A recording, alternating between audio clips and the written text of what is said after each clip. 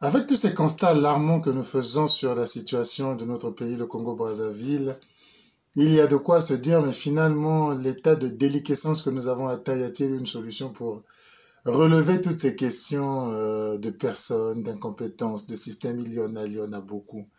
Il y en a beaucoup, je vais vous parler aujourd'hui de la réforme de la gouvernance, de la manière dont on peut, de manière différente, gérer notre pays, de manière à ce que ce soit une gestion efficace, que ce soit une gestion où tous les Congolais participent, peu importe leurs origines ethniques, peu importe leurs obédiences religieuses, peu importe leur milieu, peu importe leur cercle.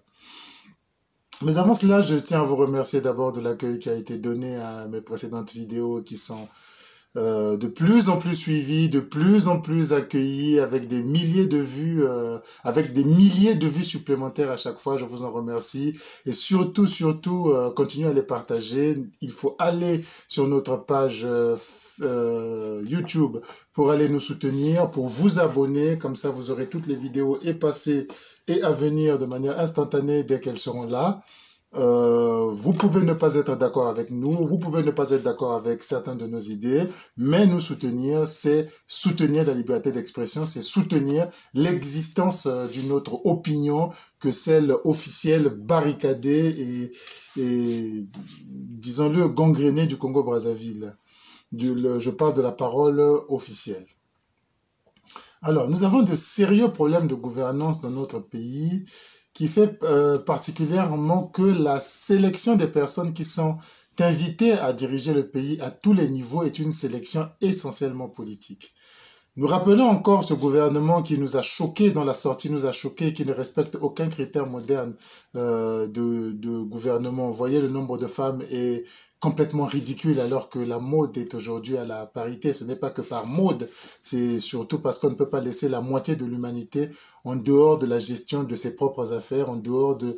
on ne peut pas nous priver de cette sensibilité qui est la sensibilité féminine dans la gestion de nos affaires. Les arguments des années d'avant, hein, des années 40, 50, pour dire oui, mais il y a combien de femmes qui ont ce niveau, oui, mais il y a combien de femmes qui sont capables de ceci, ce sont des arguments qui ne tiennent plus aujourd'hui. Il y a suffisamment de femmes instruites, il y a suffisamment de femmes de niveau qui peuvent faire partie de ces cercles et de ces gouvernements, femmes que d'ailleurs nous avons au Congo. Très malheureusement, ben, ce gouvernement n'en a pas tenu compte. De la même manière que, et là c'est pas moi qui le dis, c'est d'autres, des journaux l'ont dit. La première fois que je l'ai dit, que j'ai souligné cette particularité ethnique inédite de notre pays, dans laquelle le gouvernement se concentre au sein d'une seule ethnie, hein, auprès de la moitié Samboshi ou de la cuvette. Certains ont failli avoir des cheveux hérissés, mais très vite il y a un journal Afrique Intelligence qui n'est pas congolais, qui est totalement étranger. Dans la première lecture de ce gouvernement a été celle-là, et tout le reste de la classe politique a suivi en faisant le même constat. Il y en a un qui a fait le constat qu'il n'y avait que, il y avait 26 sur 38 ministres, il y en avait 26 qui étaient de la partie nord, et celui qui le dit est un responsable politique de la partie nord, que je ne citerai pas parce que je n'ai pas trouvé très élégant de sa part de ne pas me citer, parce que dans son texte de 20 pages, il y a pas mal d'endroits où il me reprend. C'est aussi une habitude assez particulière chez les Congolais, où chacun veut faire son petit beurre de son côté, de ne pas être ensemble, de ne pas se citer, de ne pas essayer de créer des cohésions, même si on s'appelle la nuit, hein, mais il veut montrer que non, il tient la barre. C'est une très mauvaise habitude, une très mauvaise chose à faire. D'ailleurs, pour ne pas faire comme lui, je cite le groupe, c'est l'IDC Frocade et compagnie qui l'ont fait. Je ne sais pas pourquoi ils se tiennent un peu à l'écart au lieu de fédérer l'ensemble des forces qui convergent vers ce changement. Donc, je voulais venir aujourd'hui sur la question de la gouvernance, de la réforme de la gouvernance. Ce n'est pas impossible, les choses ne sont pas sclérosées de manière irréversible. Nombreux aussi vont dire ou disent que bah, de toutes les façons, même si le Congo changeait, on devrait faire avec les mêmes. Ben, moi, je vous dis que nous ne sommes pas obligés.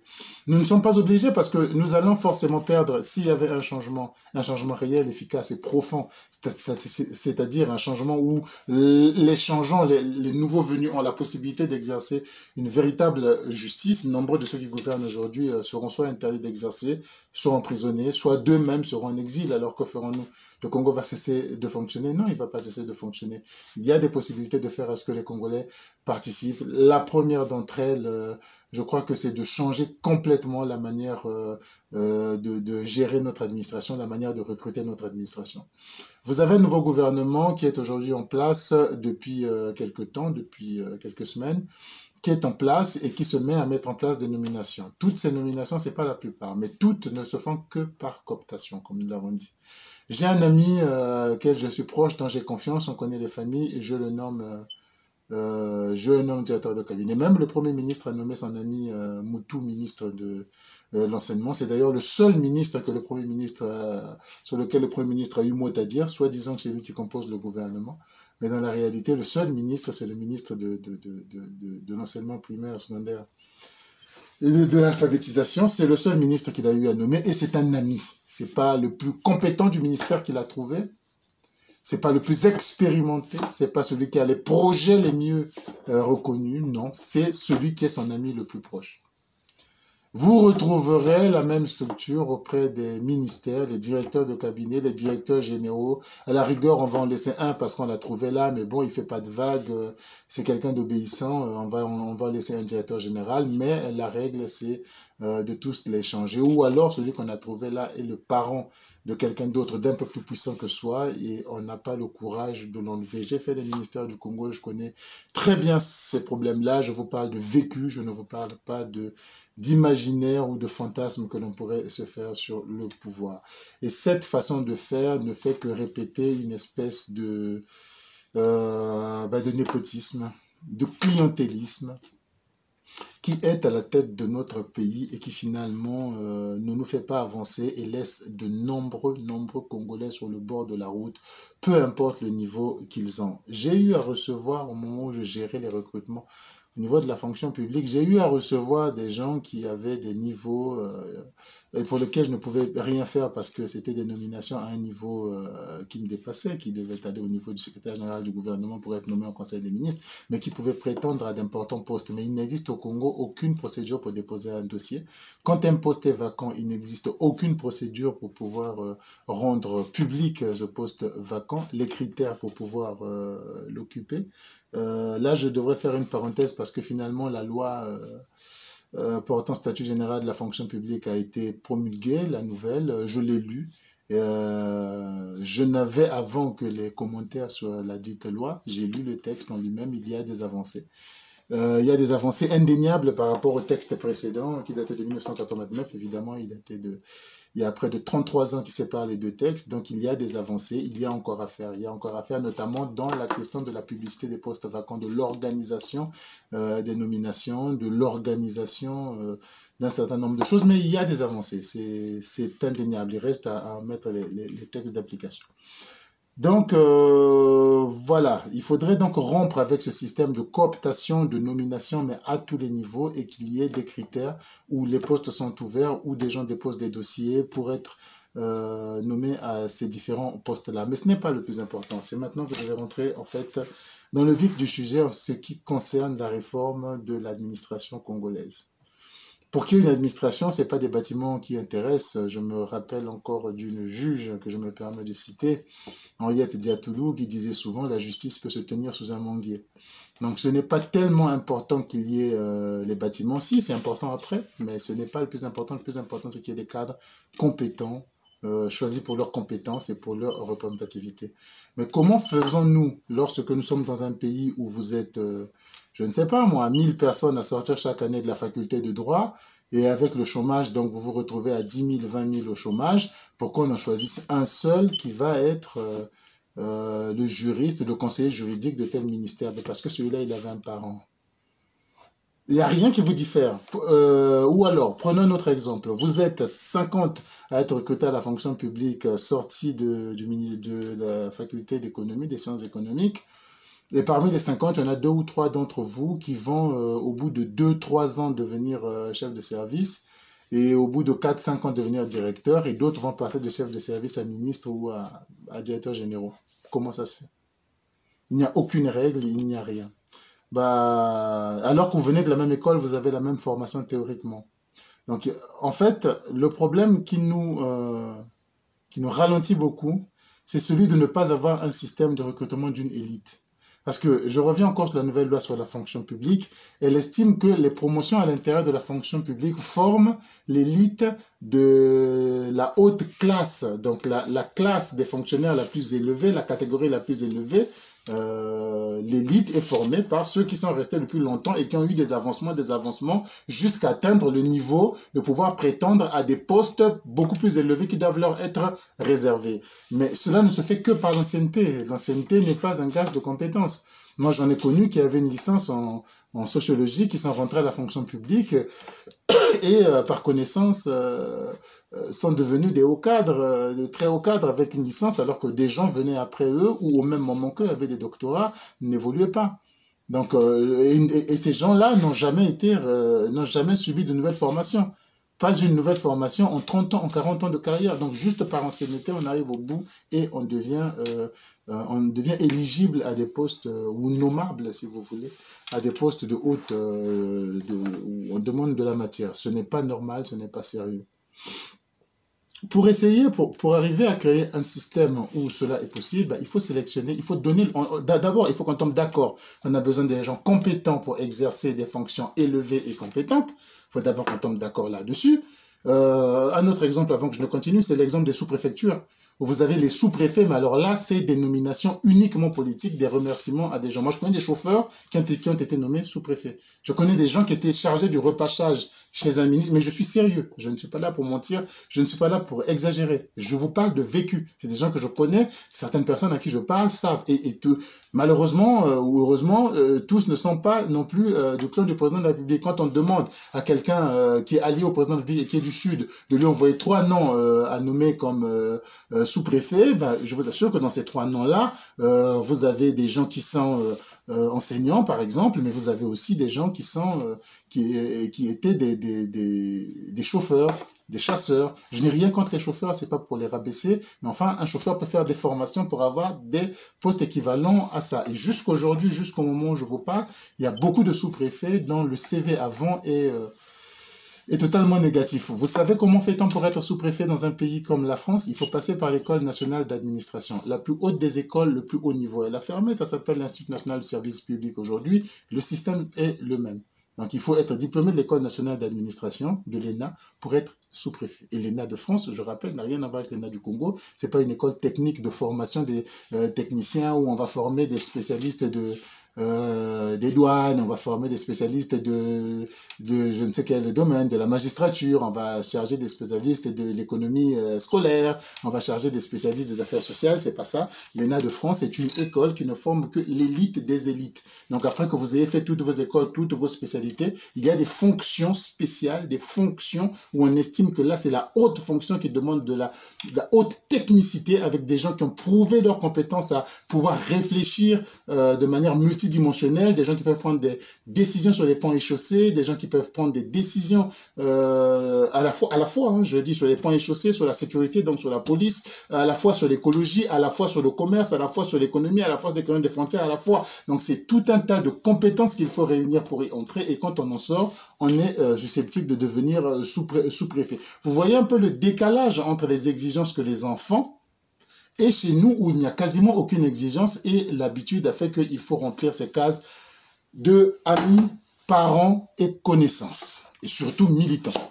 Donc c'est ce système qu'il faudrait casser et pouvoir nous entendre, une fois que nous nous sommes entendus entre Congolais, parce qu'on ne fait rien sans l'avis du peuple, on ne fait rien si tout le monde n'a pas accepté la nouvelle donne, si tout le monde ne s'est pas exprimé, si tout le monde n'a pas compris. Donc une fois qu'on a compris ça et qu'on est d'accord, il ne s'agit pas, moi je suis pas pour qu'on crée un ENA au Congo sur les mêmes formes, parce que cette école a également des défauts, mais il faudrait qu'on ait un système de recrutement de notre élite qui dirige les grands corps de l'État.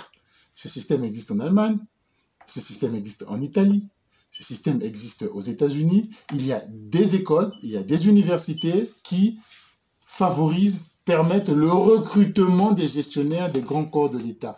Parfois, c'est la coutume de ce pays-là qui le fait. On n'a pas besoin de créer une loi. Ça, vous savez, il y a des pays qui ne fonctionnent que par tradition, par coutume, par habitude. L'Angleterre n'a pas de constitution. L'Angleterre n'a pas de constitution, elle ne fonctionne que par une espèce de tradition de l'exercice de l'État. Ben, ça, ce sont des vieux pays, ce sont des pays, c'est ce que j'appelle la civilisation la plus raffinée possible. Quand le fait qu'on s'entende qu'une parole donnée, qu'une habitude prise est admise et qu'il faut vraiment un grand débat pour pouvoir changer cette habitude-là. Mais en fait, dans tous les pays du monde, jusqu'au Japon, je lisais dernièrement un article sur le système de recrutement à Taïwan, c'est pareil. Hein, en Chine, c'est pas la peine. C'est la Chine qui a d'ailleurs inventé ce système qu'on appelle le mandarinat et qui a toujours fait de la Chine. En fait, la Chine a quasiment toujours été jusqu'au XVIIIe siècle le pays le plus puissant du monde, là où on mangeait le mieux, où l'administration fonctionnait très bien, où l'agriculture fonctionnait très bien, où tout fonctionnait très bien. C'est la Chine. Et la Chine a inventé ce système qu'on appelle le mandarinat qui permet de recruter des gens, de faire passer des concours, des tests à des gens par rapport à des niveaux de responsabilité, à des niveaux de connaissance, à des niveaux de savoir. C'était des concours qui s'exercent depuis le Xe siècle, que je raconte pas de bêtises, mais c'est depuis plusieurs siècles en tout cas qu'ils ont mis ça en place et qui permettent de sélectionner les corps qui doivent travailler au niveau régional, les corps qui doivent travailler au niveau national, les corps qui doivent travailler dans les différentes techniques de l'État et la hiérarchisation de ces corps-là. Tout ce système a été inventé plutôt par la Chine qui s'est répandu ensuite à travers le monde et à travers l'Europe et vous pouvez me croire, il est difficile de faire autrement. Sans une élite clairement formée, dont tout le monde est informé de la manière dont elle est formée, nous n'y arriverons pas. Pour former cette élite au Congo, en fait, les grands postes de l'État, j'en ai identifié à peu près 300, les grands postes de l'État, qui sont les postes d'ambassadeurs, qui sont les postes de préfets, qui sont les postes de directeurs généraux, qui sont les postes des capitaines d'industrie, de nos industries, mais qui sont aussi les postes de certains conseillers clés de ces secteurs-là. Vous avez des postes de directeurs centraux qui sont très importants, des postes de sous-préfets, c'est aussi très important. Vous avez des postes des personnes de certaines personnes, de certains corps de l'administration des finances, le poste de certains corps de magistrature, tels que la Cour des comptes, les postes tout un certain nombre de corps que l'on peut, moi j'en ai compté entre 300 et 400, les postes clés de l'État qui ne pourront en principe être accessibles qu'à des gens qu'on a sélectionnés pour leurs grandes compétences. Et donc le système de sélection devrait être carré, quoi. Donc, en fait, si aujourd'hui le régime congolais venait à devenir un régime démocratique, un régime nouveau, celui qui viendrait aurait une chose simple à faire, en réalité. Laisser les différents directeurs généraux continuer à gérer les affaires courantes, ou nommer un gouvernement ensuite pour gérer une transition. Mais pendant cette période de transition, dès le début, dans les 100 premiers jours de cette période de transition, il serait important d'organiser un concours national pour créer un corps d'élite au Congo. Ce concours concernerait les Congolais du Congo, des gens qui ne sont pas fonctionnaires, tout comme des gens qui sont fonctionnaires, donc ce qu'on appelle les externes et les internes, mais il concernerait aussi les gens qui vivent dans la diaspora. Il présenterait un concours dans lequel on va sélectionner les 400 meilleurs Congolais, meilleurs d'abord de manière globale, de manière générale, dans une bonne connaissance du Congo, parce que ça c'est un grand problème que nous avons. La connaissance de notre propre pays est vraiment difficile. Vous parlez à quelqu'un qui a organisé des concours d'accès à la fonction publique et d'autres concours que nous avons organisés dans un autre cadre, avec l'association des anciens élèves congolais de l'ENA de France, nous avons organisé des concours pour faciliter aux Congolais l'accès aux grandes écoles du monde. Et pour faire ce concours, il fallait des questions, il fallait préparer des questionnaires. Rien que les cours d'eau du Congo, demander à un Congolais de vous citer 5 cours d'eau du Congo ou 10 cours d'eau du Congo pour des niveaux beaucoup plus élevés, je vous assure, c'est la mer à boire. C'est la mer à boire. Ou visualisez, par exemple, à votre avis, le Niari croise. Quel autre cours d'eau? C'est compliqué. Vous avez des gens qui viennent, qui sont du Congo, qui ne connaissent pas qui était le chef Bétou, dont on a donné le nom de la ville de Bétou. qui n'en ont jamais entendu parler. Alors qu'en France, c'est des choses, en Europe, aux États-Unis, c'est la culture générale que chacun doit avoir. De son propre pays, pas besoin de se bourrer le crâne avec des cultures générales extérieures. On ne nous l'apprend pas, c'est vrai. Les gens ne font pas beaucoup d'efforts non plus pour se cultiver là-dessus, mais il est difficile de concevoir qu'on puisse être invité à diriger son pays sans connaître son pays dans sa profondeur, dans la proximité des populations, dans la proximité des... Enfin bref. Donc, je disais qu'il faudra organiser des concours. Donc, les gens doivent être bons dans la connaissance de leur pays, dans la connaissance de leur domaine de travail, c'est un économiste, il doit être vraiment excellent, c'est un juriste, il doit être excellent, c'est un gestionnaire d'affaires, il doit être excellent, c'est un ingénieur des travaux agricoles, il doit être excellent, donc dans la connaissance d'abord de son domaine, et ensuite dans la connaissance des domaines généraux qu'il pourrait rencontrer dans son travail. Parce qu'on peut être agronome, on aura affaire à de l'économie, à du commerce, à de l'import, à de l'export, on aura affaire à du droit, on aura affaire à plein d'autres domaines où une personne compétente, capable de gérer les grands corps, ne peut pas être un connaisseur seulement des leçons de son cours. Il doit être capable d'évoluer dans d'autres univers qui sont en rapport toujours avec son cours. Et de telle manière, nous pouvons sélectionner avec un concours ouvert. Pour moi, il faudrait même créer une nouvelle institution qui ne serait chargée que de concours de recrutement des fonctionnaires à tous les niveaux, mais aussi à ce niveau-là, seront ouverts, nous allons capter des gens qui sont suffisamment brillants. Ces gens, une fois sélectionnés et dont le niveau est indéniable, le niveau de responsabilité et de connaissance, devront ensuite être formés.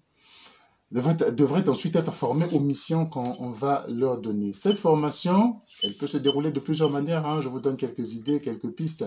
C'est des gens que l'on peut prendre et que la formation la plus intéressante pour un fonctionnaire, pour un agent qui va travailler, c'est la formation pratique. Donc, il faut signer des accords avec des lieux de haute technicité dans lesquels ils peuvent aller travailler à travers le monde, pas seulement au Congo. Pour ceux qui vont s'occuper des questions, par exemple, je ne sais pas moi, de vendre le pétrole du Congo, par exemple, ben on peut signer des accords avec des compagnies pétrolières, américaines, suisses, italiennes. Il y a des Italiens qui sont chez nous, il y a des Français qui sont chez nous, il y a des Américains qui sont chez nous, des Chinois qui sont chez nous. On peut les obliger, C'est contractuel. Et désormais, pour exercer chez nous, il faut former des Congolais. Et on va prendre donc ces gens-là que nous avons pris, nous en envoyons 50 en formation chez Total. Alors ceux du pétrole ne seront pas... Si, on peut envoyer 50 chez Total, on peut envoyer 50 chez Eni, on peut envoyer 50 chez Chevron, on peut envoyer 50 chez les Chinois, ainsi de suite. Et pas seulement dans le pétrole, ils peuvent faire 6 mois de stage là-dedans ou une année dans laquelle ils apprennent vraiment comment les choses se passent de l'intérieur. Nous surveillerons de manière à ce qu'ils aient des vrais stages et qu'ils ne soient pas juste là pour faire des photocopieuses, pour faire des photocopies, apporter du café pendant les réunions. Ces gens-là, une fois qu'ils ont fini ce stage, vont en faire un deuxième, on va les renvoyer, on va signer d'autres accords. Et quand je dis qu'ils sont chez Total, c'est pas forcément au Congo, hein. Ils vont en Italie, ils vont aux États-Unis, ils vont en Chine, et ils participent aux différentes missions organisées, aux différentes réunions organisées au sein de leur bureau. Ils ont leur voix, ils ont leur mot à dire, de manière à ce qu'en 9 mois, en un an, ils soient complètement imprégnés de ces styles de travail. Après, on les bouleverse, on les envoie dans des organisations internationales, on négocie avec le FMI, on négocie avec l'ONU, on négocie avec l'Union africaine, avec l'Union européenne, on négocie ici et là, où on les voit dans des organisations internationales encore pour un deuxième stage qui sera orienté sur un autre sujet, que le sujet soit négociation internationale, relations internationales, le sujet soit je ne sais pas quoi, mais enfin, ou le sujet beaucoup plus technique, des gens qui auront vocation à gérer le système agricole sont envoyés au niveau de la FAO, sont envoyés au niveau des compagnies privées comme Monsanto, comme d'autres compagnies privées dans le domaine agricole, dans lesquelles on va négocier, on va signer des contrats. Vous n'avez rien à leur payer, nous voulons que vous les formions. Et eux, ça sera une bonne communication pour leur boîte, nous allons payer. Ces gens-là vont avoir une bourse conséquente pour pouvoir faire leurs études, qui ne soient pas aussi décalées que ça par rapport à leurs collègues. Et à leur retour au Congo, ils sont bien accueillis et un bon salaire leur est prévu de manière à ce qu'ils ne restent pas en Europe et de manière à ce qu'ils puissent se donner. Moi, je ne savais pas qu'en tant que quelqu'un formé comme ça, c'est-à-dire que d'abord recruté sur un concours très sélectif où on a pris les meilleurs, Une fois qu'il est pris, il est recruté. Ensuite, il va en stage en Europe, où en stage, il gagne quelque chose comme 1800 ou 2000 euros, c'est-à-dire un SMIC et demi. Il va travailler au Japon, il va travailler dans de grands pays, dans de grandes administrations, mais on aura un directeur de stage qui sera là pour suivre, qui sont vraiment utiles. Une personne comme ça, une fois qu'il revient au Congo, son premier salaire au Congo est de 2 millions. Moi, ça ne me pose aucun problème, vu le travail qu'ils vont fournir, vu ce qu'ils vont rapporter au Congo, vu le niveau qu'ils ont. Donc, c'est des gens qui vont commencer à 2 millions. Oui, les autres Congolais commencent à 150 000, mais c'est à eux, justement, qu'incombe de bien travailler pour le Congo pour que les autres puissent monter et que leur salaire soit amélioré. C'est ce corps central, c'est ce corps d'élite dont nous avons besoin pour permettre au Congo de pouvoir fonctionner. Eh bien, quand on nommera un gouvernement, les ministres seront obligés de recruter dans ce corps. Quand ils voudront nommer un directeur général, ils devront le prendre dans ce corps. Quand il voudra un sous-préfet, il voudra le prendre dans ce corps. Je crois que pour ce que je suis en train de dire, beaucoup de Congolais viennent déjà de jurer que je n'arriverai pas au pouvoir, pour la simple raison que ce que je suis en train de dénoncer ici, ce n'est pas que le pouvoir qui tient, mais l'opposition, c'est pareil. Chacun a envie de placer les siens. Chacun rêve que quand j'arriverai là, le petit là qui m'a beaucoup aidé doit avoir tel poste. Le petit là qui m'a beaucoup doit avoir tel poste. C'est comme ça que nous tuons le pays. C'est comme ça. Moi, je donnerais le pouvoir à ce corps. Et je leur dirais, si j'étais au pouvoir, si je le faisais, je les envoie en formation. Pendant leur formation va durer 2 ans. Il y aura une partie théorique qui va être courte, 3-4 semaines de cours pour vous expliquer un peu le domaine dans lequel vous allez. Ce sont des gens très intelligents, je vous rappelle, qui vont le comprendre très vite.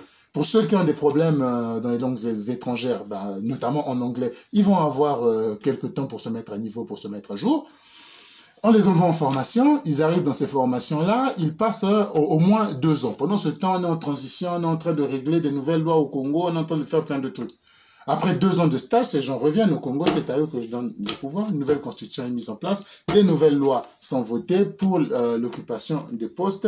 90% en tout cas des postes seront occupés par ces gens-là. Parce qu'il y en a d'autres qui ne peuvent pas passer les concours parce qu'ils ont un certain âge, ils ont 55 ans, ils ont 60 ans, ils ont une grande expérience, une compétence reconnue. Il faut que les pouvoirs publics, qu'il s'agisse du président de la République, qu'il s'agisse des ministres, aient aussi la latitude de pouvoir reconnaître en une personne ces capacités-là. Mais vous n'allez pas demander à des grands cadres qui ont 58 ans, qui ont 60 ans, qui ont passé 40 ans dans l'administration, qui la connaissent parfaitement bien, parce qu'il y en a, d'être soumis à ce type de choses. Il y en aura beaucoup qui vont y échapper. C'est normal, mais c'est un pourcentage qui doit être réglé par la loi.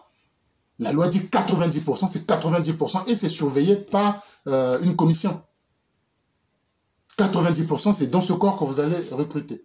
Tous les postes de l'État. Et moi, je recevrai ces gens-là pour leur dire, c'est à vous que je donne le pouvoir. Je remets le pouvoir à l'administration. Quel que soit ce que le pouvoir politique va faire, l'administration doit être stable parce que vous êtes là. Vous savez que moi, je rêve de la création d'un autre corps de justice qu'on appelle le Conseil d'État qui surveillera l'application des textes de l'État, leur conformité technique et administrative. Ce sont ce genre de personnes qui doivent remplir ces fonctions de conseiller d'État et c'est eux qui vont surveiller que chaque nomination correspond bien aux 90%. Mais pas que, correspond bien à beaucoup d'autres critères, mais aussi aux 90%. Je leur dirais, c'est à vous. Si vous-même, en arrivant là, vous commencez à avoir l'esprit de corps, non, ça c'est mon petit frère, prends-le, ça c'est mon... Vous avez tué le pays, on n'aurait rien fait. Mais vous avez de grands salaires, vous êtes là. Le pays, en fait, le pays, c'est vous. Quel que soit le gouvernement qui va changer, c'est l'administration de compétences qu'on aurait mis en place. De manière à ce que vos réflexions soient poussées. Et ces gens-là, il y a un système qui fait que tous les 3-4 ans, ils repartent en formation. Ou pourquoi pas chaque année, il y a des petites formations qu'on fait sur le bureau d'une semaine ou tous les après-midi. Mais on va créer tout un système pour les maintenir à niveau, pour les maintenir à flot, pour les maintenir au même niveau que leurs collègues américains, que leurs collègues japonais, que leurs collègues russes, que leurs collègues chinois, que leurs collègues américains. Parce qu'au jour d'aujourd'hui, nos grands responsables ne sont pas les collègues de ces gens-là. Ils sont vraiment des petits en dessous. Ils le savent. Il faut assister à ces réunions internationales-là pour voir, pour rire. Vous allez rire. Ils ne sont pas au même niveau. Et on n'arrivera pas à s'en sortir si on ne se mettait pas au même niveau. Donc, il faut créer ce corps, il faut créer cette élite administrative qui va gérer le pays avec intelligence, avec connaissance, avec savoir-faire. Et une fois qu'ils sont là 300, ils ne sont pas là à vie non plus, puisqu'il faut qu'ils se renouvellent. Au bout de 5 ans, il faudrait refaire le même concours, mais cette fois-ci, pour recruter seulement 30. Les 300 ou 400, il faut encore refaire l'étude sur les postes clés. Les 300 ou 400 au début, c'est bien, mais une fois qu'on les a formés qui sont en poste, il y en a qui vont en mourir. Il y en a peut-être 5% qui vont quand même abandonner, qui vont préférer partir à l'étranger. Il y en a quelques-uns qui vont préférer se faire élire député. Vous savez, tout peut arriver et vous allez commencer à en perdre. Et donc, il faudrait absolument qu'il y ait une relève mise en place. Une relève, à mon avis, c'est 30 à 40, mais tous les 3 ou 4 ans, on refait le concours, tous les 3 ou 4 ans, parce que la population du Congo augmente, parce que le nombre de structures qu'on a ne sera pas forcément le même qu'il y aura après. Aujourd'hui, nous avons près de 90 préfectures, où il y en a parfois, il n'y a que 3 personnes qui travaillent, mais pour les rendre plus dynamiques, il en faudra plus. Et donc, 80 sous-préfectures, hein, je ne sais pas si c'est ce que j'ai dit. Donc, c'est un système de mise en place d'une élite administrative qui reprend toute la gouvernance du Congo, qui est capable de mettre en musique les politiques qui sont demandées par le gouvernement central, qui est capable d'être une force de réflexion réelle pour l'État, pour renvoyer les sujets au niveau du gouvernement central, qui est capable de rendre un service public de niveau et de qualité qui satisfasse réellement les besoins des citoyens parce qu'ils sont au courant de leur sujet et non enfermés dans un système où chacun pense à ses perdièmes, à ses gros sous qu'il va voler, qu'il va planquer à côté, mais côté connaissance, il n'y a rien. Je connais beaucoup de DG, je n'ai pas envie d'être le délateur national qui cite les gens, qui les pointe du doigt. Non, il y a beaucoup de DG dont la formation fait vraiment rire au Congo, vraiment. Et dont les connaissances même ne sont en rien adaptées, mais c'est je capte de l'argent, je construis de grosses maisons. Voilà, ça, il faut que ça s'arrête. Donc, il faut rendre la gouvernance du Congo à ces populations. Il faut... Et quand vous organisez les concours comme ça, c'est quoi l'autre avantage? C'est que l'intelligence n'a pas de tribu. Hein. C'est vrai qu'on me dira qu'aujourd'hui, certaines tribus au pouvoir ont favorisé, et c'est vrai, l'éducation de leurs enfants, ont envoyé des gens aux États-Unis, ont envoyé des gens ici et là, ont donné des bourses, mais vous serez surpris si seulement vous organisez un concours général. Les gens que l'on croyait négligés, ben, beaucoup, par leurs efforts personnels. Moi, je suis de la génération où tout le monde avait des bourses. Je suis de la génération où on a étudié à l'étranger avec des bourses, mais nous nous retrouvons dans les pays étrangers avec des pays comme le Cameroun, avec des tas de pays qui n'avaient pas de bourse. Hein. Nous, on avait des bourses, les Congolais. Les Angolais avaient des bourses, les Guinéens avaient des bourses. Il y avait quelques-uns comme ça, mais les Camerounais n'ont jamais de bourse.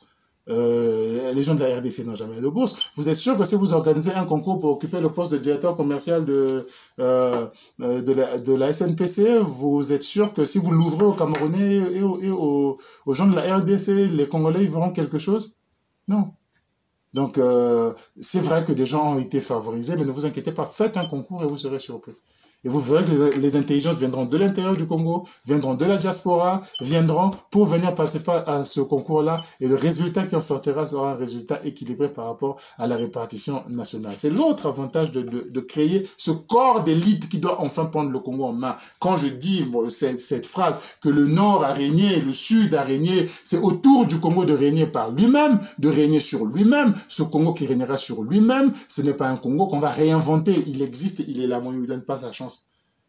C'est le Congo égalitaire, c'est le Congo de tous, mais on ne lui donne pas sa chance. Il faut un pouvoir qui soit capable d'arriver, de donner sa chance à tout le monde, de savoir dès son arrivée que je vais partir un jour, pas que je reste là sur 50 ans et que je commence à placer mes amis, mes proches, ma tribu qui vont me permettre de me maintenir pendant le plus longtemps possible. Non. C'est ce que Kagame a fait. Pour ceux qui ne le savaient pas, excusez-moi de vous pointer du doigt. C'est ce que Kagame a fait lorsqu'il est arrivé au pouvoir. Dès 97, lorsqu'il a écarté Pasteur Bizimungu qui n'y avait pas pensé, Kagame a pensé à mettre en place ce système. Il a recruté des gens à l'intérieur du Rwanda et à l'extérieur, parce que beaucoup de Rwandais étaient nés en exil, et à l'extérieur du Rwanda qu'il a recruté, à qui il a donné cette idéologie, qu'il a envoyé à travers le monde pour aller se former. Ils sont partis à Taïwan, ils sont partis à Singapour, ils sont partis aux États-Unis, ils sont partis en Angleterre, ils sont partis parce c'est ce que Kagame a fait. Ces gens ils n'ont pas eu 2 ans, ils ont eu 3 ans. Ces gens sont revenus au bout de 3 ans au Rwanda, et lorsqu'ils sont rentrés au Rwanda, c'est eux qu'il s'est mis à nommer par-ci par-là, à diriger les questions de développement numérique, les questions de développement d'aménagement du territoire, les questions d'agriculture, les questions... Tous, ils sont là-bas, ils sont placés. Et bien entendu, comme j'ai dit, il n'a pas négligé ceux qui ont une expérience de terrain, ceux qui pouvaient l'aider, comme le général James Kabarebe, avec lequel il a combattu depuis toujours, qui l'a aidé à prendre la République démocratique du Congo, qui a toujours été à ses côtés, qui a été ministre de la Défense, qui est aujourd'hui un de ses conseillers les plus importants en matière de sécurité. Il n'allait pas dire, Kabarebe, en fait, toi, tu n'as même pas le bac, tu as passé tout ton temps l'arme à la main, donc tu n'as plus de carrière. Non. Non, il faut laisser aux politiques la latitude de pouvoir mesurer, tester, juger un pourcentage donné, forcément réduit, de gens qui, par leur action sur le terrain, ont démontré cette capacité à pouvoir gouverner aussi bien que d'autres. Donc, c'est ce que le Rwanda a fait et c'est ce qui a fait applaudir au Rwanda beaucoup de gens. Le Rwanda est bloqué aujourd'hui parce qu'il a encore beaucoup de problèmes structurels. Hein. Le Rwanda doit maintenant s'ouvrir à la démocratie. Une fois que tu as réussi à mettre des équipes, si vraiment la sélection était bien faite, si dans ces équipes-là, il y a des Hutus et des Tutsis, ça devrait poser des problèmes parce que ils sont suffisamment intelligents pour comprendre leur rôle, leur but et tout ce qu'ils doivent faire pour que le système fonctionne. Mais si, malheureusement, dans ce système, ils n'avaient recruté que des Tutsis, quel que soit ce qu'ils vont faire de bon, derrière, il y a une force Hutu qui pousse, qui dit il nous faut un président Hutu, il nous faut un président Hutu. Malheureusement, le système est foutu. Le Rwanda a tout un tas de problèmes dans tous les sens, ce qui fait que ça reste un pays à très bas revenus, malgré le grand succès panafricain que ce pays-là a. Donc, ce système à lui seul ne résout pas tout, parce qu'il y a le fait que le président reste de manière éternelle, parce qu'il y a la division qui continue à régner par le fait que le pouvoir n'est pas prêt à lâcher, mais il faut que le pouvoir lâche. Moi, quand je dis cela, c'est dans le but que tu arrives au pouvoir. Demain, tu mets en place les jeunes qui vont aller, les jeunes et moins jeunes, hein, parce que pour moi, c'est un concours qui s'ouvre à partir de la licence jusqu'à l'âge de 50 ans, et il est ouvert à tout le monde, aux jeunes. Pourquoi 50 ans? 55, soit 60 ans. Il est ouvert aux jeunes et aux moins jeunes, les meilleurs sont les meilleurs. Il y a toute une carrière, les gens vont commencer à 2 millions, et ils vont finir à, je sais pas moi, des salaires de 5, 6, 7 millions. Moi, ça me gêne pas, même si on en paye 300 tant qu'ils sont compétents et efficaces. Donc, quand on lui donne à gérer le CHU, il sait exactement ce qu'il fait, il est suivi au résultat, avec des organes de contrôle, tout va très bien. Pour moi, il n'y a pas de problème à donner d'excellents salaires aux gens. Évidemment, celui qui avait de l'expérience sera aussi jugé par rapport à son expérience. Bref, mais une fois que tu as fait ça, tu parles à ces jeunes. Le pouvoir, il est à vous. Si vous le vendez, vous le cédez à la tribu, vous le cédez à je ne sais quel grand qui a envie de faire un coup d'État et vous vous dites que nous, on va le soutenir parce qu'on est de tel point, vous tuez le Congo. Donc, c'est cette équipe qui doit gérer le Congo et celui qui fait ça doit le faire à son arrivée. À son arrivée, de manière à ce qu'au bout de 2 ans, ces gens-là soient prêts. Comme ils sont intelligents, au bout de 6 mois, 1 an, ils savent déjà comment fonctionner entre eux. Ils vous aident à corriger toutes les lois que vous avez mises en place pendant la transition, ils vous aident à les corriger. Donc au bout d'1 an ou 2 ans, le système est arrangé. Si vous avez mis en place une programmation du développement de votre pays sur 7, 8 et 10 ans, vous avez maintenant un soubassement qui est capable de le suivre, qui est capable de le porter, qui est capable de l'accompagner. Avec le système de renouvellement de 30, 40, 50 chaque mois, ça vous permet d'avoir un roulement, un remplacement de toute cette classe qui ne doit pas non plus se comporter. Si elle doit se comporter en caste, en quelque sorte, parce qu'elle doit protéger son pouvoir administratif.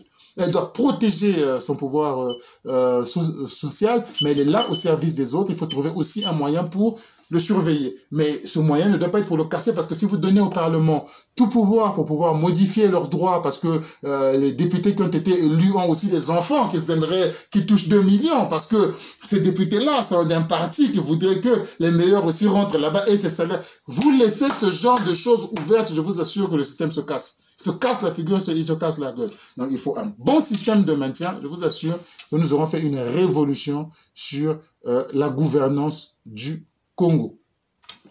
Tout ceci, bien entendu, dans le respect de la parité, et pour faire à ce qu'il y ait une parité la plus parfaite qui soit respectée, qu'il y ait autant de femmes et d'hommes, parce que ce système, on ne respecte pas la parité, où tous les pouvoirs appartiennent aux hommes. Je ne sais pas si je pourrais faire un autre article là-dessus. C'est un système vraiment dangereux, qui met les femmes à la merci du pouvoir des hommes, parce que seuls les hommes ont des salaires décents. Seuls les hommes ont ces salaires-là et ce qui leur permet d'entretenir des femmes, 2, 3 femmes, et ça esclavagise des femmes en fait. Et on rend une grande partie de notre population finalement soumise et dépendante. Finalement, il n'y a qu'une moitié qui travaille et ça, c'est très dangereux. Je reviens encore sur ce gouvernement qui a été mis en place. À mon avis, il faudrait vraiment, vraiment le changer au plus vite. C'est une honte. Nous avons un gouvernement Je ne dirais même pas des années 70, peut-être en ce qui concerne des femmes. La première femme ministre du Congo ne date que de 75, on est vraiment en retard, d'autres avaient fait avant, c'est Madame Manima, qui était ministre de la Condition féminine, qui est toujours vivante, et à qui j'envoie un bonjour, ma chère Tantine. C'est vraiment pas sérieux, c'est vraiment honteux. C'est un gouvernement de vieux, je reviens encore là-dessus. C'est un gouvernement de vieux. Le plus jeune ministre de ce gouvernement-là, c'est Monsieur Ebomé qui est à l'enseignement technique et Monsieur Denis Christel Sassou Nguesso. Ils ont 47 ans. C'est pas normal. Il faut des ministres qui ont 30 ans. On peut avoir des ministres qui ont 25 ans, pourquoi pas. Mais il faut que toutes les classes d'âge soient représentées, que toutes les idées soient là, que toutes les fraîcheurs soient là. Donc, c'est pas ça. Ce gouvernement dénote en fait vraiment, nous démontre une envie de ne plus gouverner, juste de donner des récompenses aux amis. Ben, comme les amis ont son âge, ben, voilà qu'on se retrouve avec un État sclérosé qui ne pourra pas vous emmener vers le développement, vers le rêve, vers de nouvelles façons de faire. Mais il nous faut arriver à la réforme.